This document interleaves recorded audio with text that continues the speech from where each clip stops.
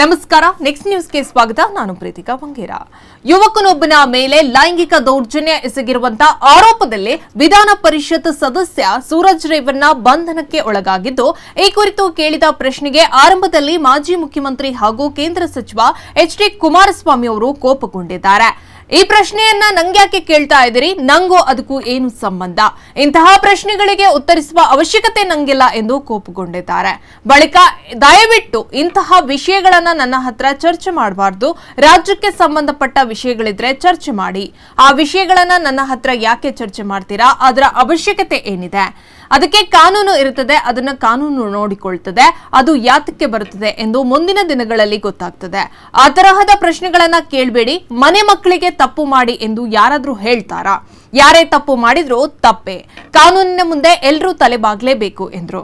ಹೆಚ್ಚಿನ ಅಪ್ಡೇಟ್ಗಾಗಿ ನೋಡ್ತಾ ಇರಿ ನೆಕ್ಸ್ಟ್ ನ್ಯೂಸ್ ಕನ್ನಡ। ವಂದನೆಗಳು।